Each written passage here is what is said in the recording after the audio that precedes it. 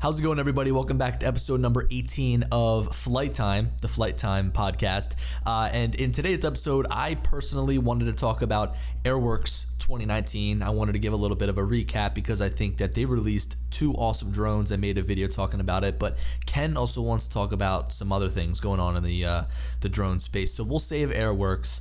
Why don't we talk about what you were just telling me about, because it's something that you brought up to me and I had no idea what it was. So maybe other people won't know what it is. Yeah, so this is sort of floating under the radar here a little bit, but a lot of articles came out talking about lawmakers seeking a ban on Chinese drone purchases by federal agencies. So not just specifically DJI, but obviously they're one of the few, if not the largest, that supply drones for government agencies.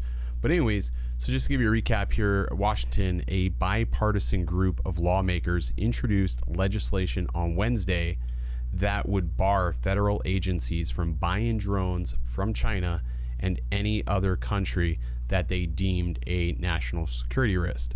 Wow. Now this was updated actually on September 18th. So this is how quiet this has all been. I mean, it really hasn't made headlines, but I believe a lot of it's really come to a head this week with obviously AirWorks simmering down and people just getting wind that this is a bill that they're trying to bring to the table.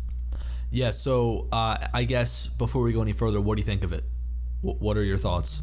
It's just sort of scary, man, that, you know, the government just can, I don't know. I was thinking about this. I was making coffee at the microwave today, and I'm like thinking to myself, I was thinking back to like being in the sandbox as a kid, and you just sort of see everybody and you're just like, we're just all people. And that's sort of how I still view the world very much. Maybe it's naive to think that, but you know, I just, you know, don't really seem the harm, I guess. But that's just me mentally looking at it from 1,000-foot view. I'm just like, this is a manufacturer in Shenzhen, which is in the most liberal part of China, if you ask me. Like, I just don't see the harm. Well, look, I've actually taken a couple of classes about the Asian governments, the dictatorships, the communists. They're very interesting classes. And you look at DJI, and I think that they just want to do right. Like, they just want to build the best drones. They want to offer the best software in their drones, and they want everybody to know that. And I think that everybody does know that.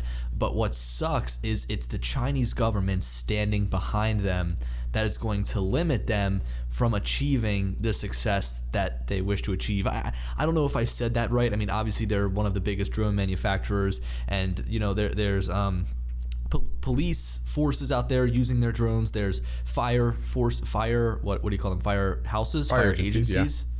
Yeah, fire agencies, firefighters. Yeah, they're using their drones. So obviously they've got a lot of pull. They've got a lot of I guess ground that they own in terms of federal agencies. So I wonder how much in terms of revenue that it would hurt them, and I wonder if it would cause them to go down more of a consumer route. So they seem to be focusing a lot on commercial drones because that's where the innovation is. You think about it, who else is really challenging the Mavic 2 Pro? No one is, but there's a bigger problem in all of this. With this bill, with this law, there's a lot of unknowns, because they're not saying that federal agencies that are currently using, you know, these said drones would be grandfathered, because you got to think these fire departments, these police agencies around the country, some of them have vested tens of thousands of dollars into a fleet of drones that they've already purchased. So if you slam a bill like this, now all of a sudden these government agencies, these local agencies that could potentially be hindered by this, and I don't know how far this is going to transcend down, if they're going to say, okay, well, state police is considered government, you know, national level, so you can't use these drones that you've just purchased. You know, think about all the taxpayer dollars that go into purchasing this equipment. And then you're going to go ahead and say, nope, you can't use it. We deem this to be unsafe. We deem this to be a national security risk. So now you have these guys spending all this money, they can't do it. And the worst part about it is, what American drone company are they going to use to replace this with? There isn't really one. Can you think of one? I can't. No. And this links back to the conversation that we had last episode, and it kind of extended into the episode before that. But it's like there's no true American drone manufacturer that they could go after. I mean, I know that in my time writing for Drone DJ, that there was a lot of government contracts being given to FLIR to manufacture drones. FLIR is not a drone company. FLIR is a thermal imaging company. So that is the level of desperation that we see in the American drone game. Like, there's nobody. Well, they would have to develop them themselves, which could, if the military has to develop it themselves, that's going to even cost more money. I mean, what do you do at this point as the U.S. government, and if DJI sort of said to ourselves, all right, well, let's look at it from this perspective. Our largest customer base is the U.S. Let's just pretend that DJI's largest customer base is in the U.S. What do they do if they wanted to preserve and keep selling drones and keep being in the game? What would they have to do? Would they have to sell themselves to an American company and move all productions here to the U.S.? I mean, I don't know what the answer is at that point, but that, if I was Frank, is it Frank Wang? It's Frank Wang, right? What, the CEO of DJI? CEO of DJI. And I'm sitting here thinking, this is my company, this is my baby, and I'm basically gonna, potential of losing millions, possibly billions, because the U.S. wants to pull out of the enterprise game. What do I do? How do I solve this problem? Well, look, their first step was to bring production for enterprise units for the United States to the United States. And I think that might say it all right there. Like, if they're thinking about bringing their production facility or some of it over to the United States just to accommodate our government, I mean, that kind of says right there how big of a commitment? How much revenue they can make just through selling it to our government agencies. And it doesn't just stop here in the United States. I think that every police force across the globe that is, well funded is thinking about adding a drone to their repertoire, to their kit. And I don't know if you've seen this on Twitter. I've seen the Enterprise, some of the Enterprise members from DJI's team, but also DJI Enterprise has been retweeting these people taking photos of all of their gear with drones. So they'll unload an ambulance, they'll kind of do a flat lay outside of the ambulance and then take a photo of everything with a drone. So you know how people do that with all their camera gear. Well, they're doing it with their fire truck. It's kind of cool.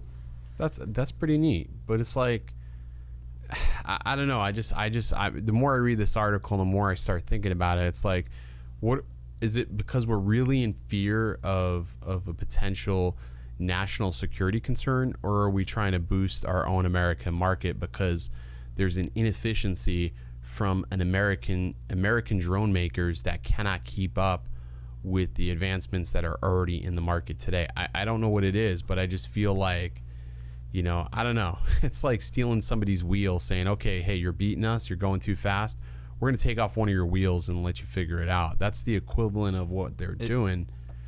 It's sort of odd. Yeah, it's true. And think about it. First of all, I keep wrapping this back to school, but I'm in a privacy and digital surveillance class, and we're learning about how, Twitter takes all this information or whatever. But at the end of the day, man, if Twitter is taking the cookies off of my web browser, I honestly could care less. We really don't live in a world where privacy is a number one thing that people care about. And I'm sitting here thinking about the data that a drone can collect. It's very small. I mean, look, if you've got a phone like Huawei, I totally understand that. There could be very sensitive information passed through that. But what? They're not going to allow fire companies to use drones because the Chinese are going to be spying on where we have fires at? That just doesn't make any sense. What information is there? I thought we were past all this. The whole thing, is just absurdity. It's absurdity when you look at it from even a larger scope. And I was trying to wrap my mind around it. Everything that is available as far as government agencies, roadways, mapping, etc., sensitive missions, I guess, almost everything is out there on Google Maps as it is. We have satellites that are capable we'd be naive to think that the Chinese or anybody doesn't have something in orbit that couldn't lay a map of our infrastructure, our understanding. Now I get it. The Army is a different story. Our armed forces is a different, a whole different ball game, because they're running sensitive missions that are critical to those on the ground. Like, I get that. I understand not wanting to use anything other than something that we've sourced. I get that. But for local state agencies like the police or fire departments or whatever, or search and rescue based scenarios, like, I don't see the harm in using DJI. And again, I would love to hear from somebody, whether you're listening to us on Google Podcast or Apple or Spotify or even on YouTube, tell me what the danger is, because again, I'm coming from somebody who's not on that side of the fence. So tell me what the danger is that you would see in a drone being used for like a government agency like police or fire departments.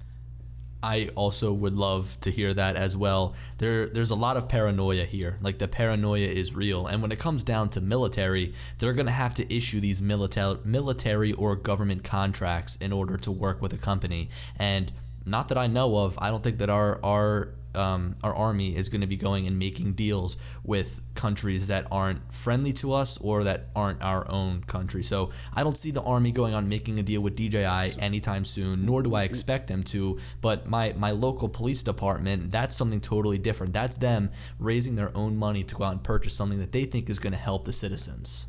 How many departments across the U.S. you think have purchased drones so far, department-wise?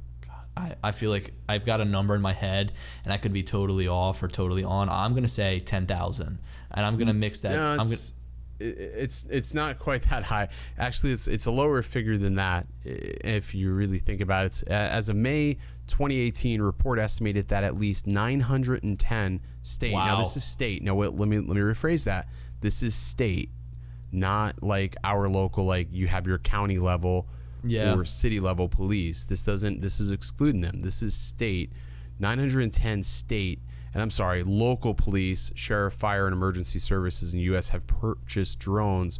More than 520 of those drones have came from DJI. So that's, I know it doesn't sound like a lot, but that's 910 departments that have purchased drone, and it doesn't go in to say how much they've spent, but I've seen orders from sheriff departments from Texas, and I will tell you that these orders exceed $30,000, sometimes even $40,000 in a single purchase. And these aren't like M210s; these are just on Mavics.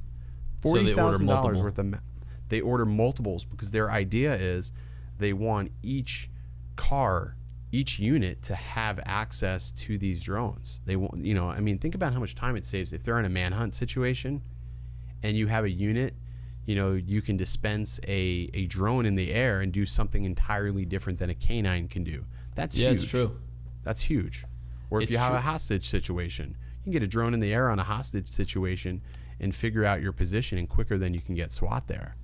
Yeah, look, I would say that I could see, and I think that there are police forces that are doing this, pretty much having like a drone truck, being able to have like a drone force or a drone squad, so that whenever the drone is needed, then that squad shows up. And I think that might be a little bit more viable, because if you show up and you're just an everyday cop, you're probably not going to turn to the drone. But if you have somebody who's an expert in that field, they show up, they're going to be able to use the drone. They're going to be able to troubleshoot if something goes wrong. They're going to know that their batteries are charged, because that's another thing. Imagine just having to try to remember to charge those batteries every 10 days.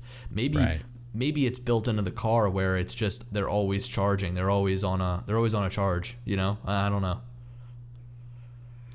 Yeah, it's the more I understand all this and just read through some of these articles, the more it just becomes a little bit of an annoyance. And apparently this bill has been in the works for quite a little while now. I wonder why it's been so hush hush. I wonder why I wonder why. I don't know who I mean by they, but I wonder why it's just been so quiet and why I haven't heard anything about it. Yeah, I'm not really sure, and I'm trying to understand like more about this myself as to why it's been so quiet. It's funny how like it just came up today, like came to a head. I think they just presented the bill today, like in front of, I think it was in front of the House. They presented the bill. I was trying to pull up the original article on it from just today, but you got to sift through all the news because they've got it buried. They've got it buried down pretty good actually, which is sort of odd. I know Rick from Drone Valley did a little segment on this, talking about this, because like he says, this is incredibly important, and anybody who believes that it's not important needs to really pause and evaluate their stance on this, because the fact that it was so suppressed is shocking to me. Yeah, look, I think at the end of the day, is this going to happen? Probably not, but it is something that's interesting to look at because, like I said, the paranoia is real. Like if these lawmakers are so against using Chinese products, and I think that drones aren't the thing to go after. Look, if you don't want your people using Huawei Mac or Huawei MateBooks, or if you don't want them using Huawei that's phones, where it all started. That's where this all started out. Yeah, and look, it's right understandable. It's understandable if you don't want them to use communication devices, but drones, totally different. So do you have anything else you want to talk about in terms of that? Because I wanted to move on to AirWorks. Yeah, we can move over to AirWorks. Okay, so for those of you that don't know what AirWorks is, it's hosted by DJI. This year it was in Los Angeles. The year before it was in Austin, Texas. And it's basically just an expo that DJI hosts that they put on, and it's for the commercial drone industry. So a lot of what I saw as I was following along with the live tweets coming from DJI were things promoting drones in different, I guess, sectors or industries. So mining, you could also look at construction, but the big thing they harped on this year is agriculture. And the reason behind that is because they released 2 new drones. One's a spraying drone. It is the DJI Agras T16, and the other is a mapping drone, and it is the Phantom 4 multispectral. And people probably don't understand what that Phantom 4 multispectral does.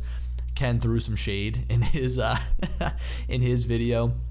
It comes with like a camera array of 6 different sensors. There's one to shoot RGB photos, so just typical color photos that you're used to. It shoots, and then it's got another 5 sensors that cover 5 different bands of light. So it's green, it's red edge, there's blue, as well as near infrared. Now, I've been doing a lot of drone mapping for plant health scans through DroneDeploy using the Vary index, just using color images, and it's turned out great. So being able to use something that reads that near infrared light specifically coming off of a plant is going to be so much more accurate. Now, here's the thing, right? Ken, I don't know if you've done any research on these drones, but there's drones out there that offer somewhat of the same capability. They'll come with like a near infrared camera, and a lot of them are attached to fixed wing drones, and some of them are like little cameras you buy to attach on the back of your Phantom 4 Pro or whatever you're already flying. So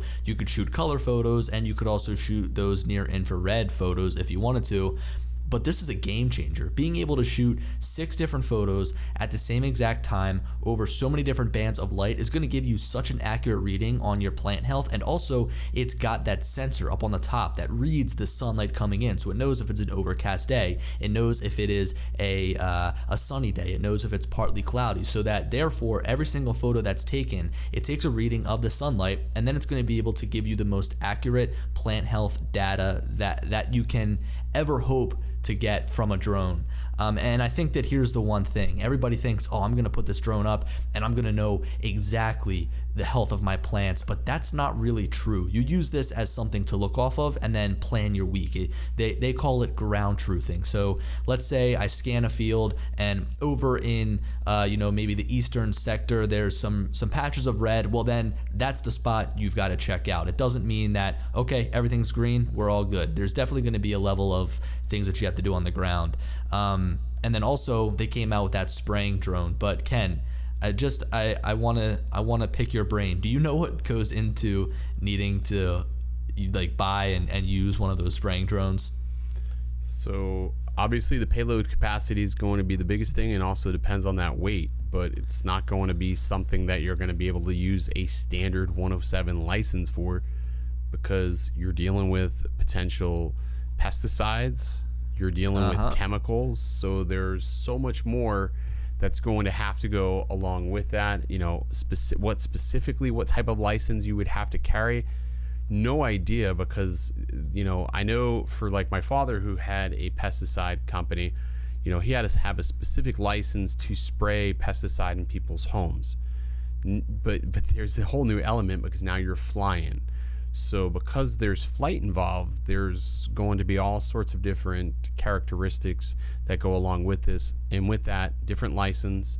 Along with that, you're going to have a pretty damn good insurance policy if you're doing this for a farm and, you know, facility.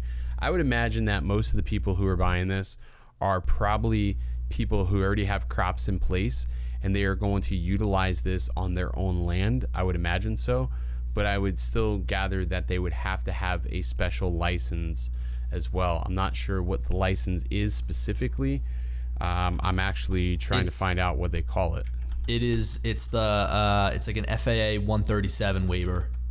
Look that up. That's what you're going to be looking for. Let's see, 137. So I think that's like the one thing that I think of often is, okay, I'm trying to offer drone services, and am I screwing myself because these companies are just going to go and buy their own drone and do it themselves, or am I in a good position because I'm offering something that companies wouldn't want to add on by themselves? And I think that really drone spraying is actually something that a farmer would reach out to somebody else to do. Because if you think about it, Ken, would you as a farmer buy a plane and crop dust your field? I would tell you that that's an entirely different animal, though. Like a plane, you know, a plane is something like when you think of it like a Cessna, you're talking about $100,000 at least, maybe less for Cessna or something, or whatever type of plane it is that they're going to utilize. Then you also have to know how to fly that plane. So okay, yeah, so you would rightfully outsource that. But it is, but it's not. So this drone can cover 10 hectares per hour. That's like 24.7 acres per hour. Okay. So do you think that a farmer is going to spend an hour spraying only 24 acres of crops? I think he's going to hire somebody to do it. I don't think that he's going to go out there with his own drone. I can just speak to like our family who had crops up in Illinois. Like, they did a lot of this themselves, or they had units that just drove down. Like, they were big long sprayers that basically ran on a motor, and it would just start at one end of the field and drive the length of the field. I don't know if you've ever seen those, but they extend the entire length of a crop. Mm-hmm. And literally they had motors, and they would just sit there and move at a snail's pace, spraying the crops. And then when it got to one end of the field, they would go all the way back. Yeah. Now, here's the big thing about these drones, especially the spraying drone, only the spraying drone, is that it's used for precision agriculture. So if you look at the teaser video or the product release video for the Agras T16, it shows that you're able to go with the Phantom 4 RTK, map the entire area you're going to be spraying, and then using artificial intelligence, the drone will only spray the desired plants or the desired trees. So they showed an apple orchard, and the drone followed over the top of these trees and sprayed when it got to a tree, and then as it was moving between trees, it would stop. I mean, that is just incredible. It also depends on what that's going to cost for somebody to do that, and if they can be competitive versus somebody who has a plane. It's true. Well, here's the thing: is I think that it's more precise than a plane, because you think about it when you're coming over with a plane. How many passes do they have to do? Are they going to hit certain areas? But I don't think farmers think like that. Farmers are calculating costs. At least local crops, like the guys that are, they're selling to larger like Dole, and like they're selling to larger corporations. They're looking at their cost of their crop for that season. Mm-hmm. And they're probably thinking to themselves, well, listen, this guy's got a plane. He's been doing my crops for years and years and years, and he charges me X. And then you got this guy that's coming in with these drones. They have set overhead, and it's going to take them twice as long because, they want to be precise. It's all well and good. I don't know. I think sometimes like time is of the essence when it comes to agriculture. So Yeah. I mean, depending on what type of crop it is, I mean, they may say screw it, but if it's something like $1 million crop of some sort, then they may think about it differently. But I think if it's just produce and there's low risk, like let's say if it's corn or something to that effect, that's pretty common crop. Yeah, corn or soybeans. Or strawberries even, you know, they're probably going to just say, screw it, we're going to hit the whole crop. I mean, that's what we have here. We have strawberry fields, but they don't really crop dust any of that.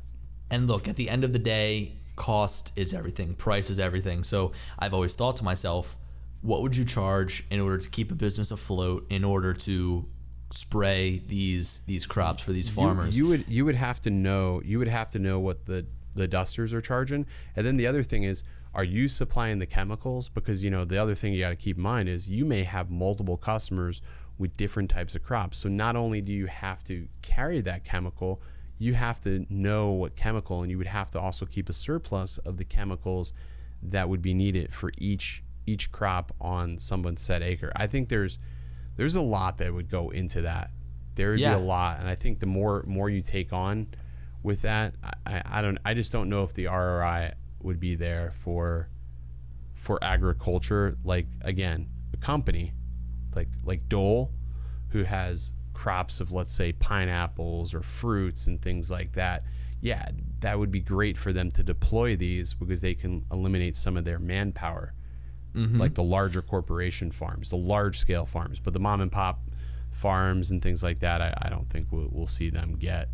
Well, that's why I'm trying to sit here and think about and sort of price it out. First of all, I can't even find the price of the T16. I've kind of looked everywhere. My guess is it's somewhere. You're gonna contact a distributor, and the distributor is gonna give you a book price, and that's just how Enterprise works. Yeah, well, some of the prices are displayed online, like the Enterprise Dual and the Enterprise Zoom, the Mavic 2. They've publicly came out with those, but a lot of times with Enterprise pricing, you're going to end up contacting distributors directly. Like they have a price book. It makes sense. So I'm just thinking like a ballpark. I'm thinking anywhere between 10 to 20,000 is what you're going to buy, what you're going to pay for one of these drones. I can't even imagine. And you remember we looked at those massive battery packs. Do you remember how big they were? It's like a briefcase. You know, and then you have to think of there's like the Walkera drones too.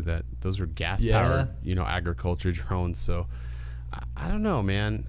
I mean, it looks cool. It's neat to see DJI taking a serious turn towards agriculture, but I just think it's going to take somebody to define the market a little bit, because you don't want to have to wear multiple hats as a drone pilot. You're piloting the drone, you're mapping the land, you're spraying, and then once you add chemicals in the mix, now you have to have a chemist or somebody on your staff to understand the validity of the chemicals that you're putting into someone's crop. Because could you imagine if you sprayed somebody's property wrong and you killed their crop, how much money you would cost a farmer? You need a very good insurance policy. You would have to be insured incredibly well. That's why, I don't know, I just feel like, man, it'd just be better just like leaving that up to them. I would feel terrible killing somebody's crop. I know, right? Well, I was trying to look at potential cost of like crop dusting a field and whatnot, and I couldn't really find anything. Maybe I just wasn't looking hard enough. I kind of did it like really quickly while I was in a parking lot. I forget where I was at. It was a couple of weeks ago when the T16 was first announced, because it was actually announced before AirWorks. But I tried to get some information, and I couldn't really find anything regarding how much you would charge. So again, look, it's cool and all, but I think that, I don't know. I don't have enough experience to speak on the spraying portion of agriculture, but I think even with the multispectral, even with that whole aspect, I think a lot of us, initially got excited about it because you see the P4 being reused again, but I don't think anybody understands the circumference of it. Oh, dude, I think it's huge. What's that? So the way that these cameras work, or at least the multispectral cameras that you can get from ground level for inspections, they work off of prisms. And they just have to be aligned like perfectly. So I'm wondering how ideal their prisms are in these multispectral cameras, because 16 cameras in this little unit. Yeah, so they're not used for inspections. I think it's just pretty much primarily agriculture. And I think that's what DJI is marketing this to. So the cost of it is $9,100 for the full entire thing. And I could see somebody easily making their money back with even one of these drones in a month or two by offering mapping services. Just having the RTK is worth it, because what's the RTK version of that? When it first came out, I think that was $7,900 for just the Phantom 4 RTK. What was that again? I think it was $7,900 for just the RTK version. Yeah, but here's the thing too, and this is one thing I'm really not all that hyped up on, is that the sensor quality, it's very low. Like, you're shooting images that are like 1700 by 1300 resolution. They're 2 megapixels. That's incredibly low. I'm somebody that loves to have a nice high resolution map, so I don't know if like I would send the Phantom 4 through, shoot photos, get all the different bands of light, and then follow up with a Phantom 4 Pro and get a higher resolution color map. I don't know what I would do, but all I know is that I've been seriously doing these agriculture maps for a while, and this is the upgrade. This is what I've been waiting out for. I really can't wait. The mapping that I've been doing, you know what, I'm just gonna throw it out here. Everybody's been asking, like, what's a good price to charge for mapping? I charge $15 an acre. You do 100 acres, you do the math, right? I'm so bad at math. If I did 15 times 100, that's $1,500 right there. One single field, you can make your money back. It'll be easy. Yeah. The demand just has to be there. You can't go out buying this thinking that you're going to end up reaching every single farmer in your area. I think that that's a good way to put yourself into debt, is if you think that you're going to buy a drone and be like a big shot, I guess. It's definitely something you don't want to get into.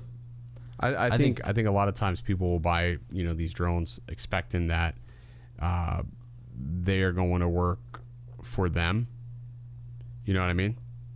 Like, yep. That they can just because they have it, it's going to work for them. I guess we've also kind of seen it firsthand that you can't go out and you can't buy the best equipment and just expect the jobs to line up. I think that some people have been asking me, like, oh, should I just buy the Phantom 4 multispectral? I'm really looking to get into agriculture. The real thing is just use the drone that you have right now.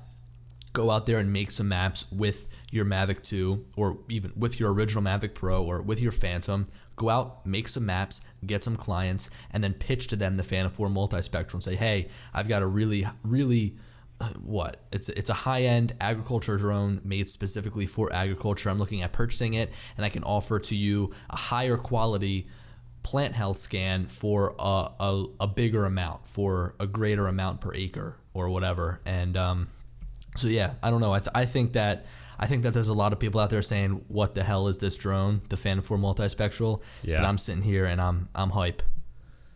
Yeah, I can't say I'm really hype. I'm just not doing agriculture at all, and I have zero expectation to get into agriculture. It's just, dude, it's something that I didn't think that I would do, but once you try it out, the money is definitely there. I think that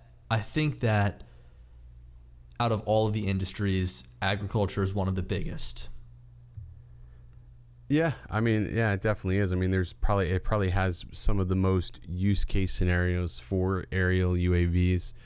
I mean, 100%, and it's probably the one where you'll probably get your most return on investment back. It's just finding those people that have the use case. Obviously, with our ever changing geography of this country, and the way crops are shifting and where they're growing products today, I mean, it's something to get into. But I think a lot of times people have to realize, if you get into agriculture, you have to sort of be a Minuteman. You got to be ready to go where somebody asks you at a moment's notice to film or map, because they may be looking at new terrain for their crops, and they need to understand a little bit about the surroundings so they can, figure out if it's worth their investment.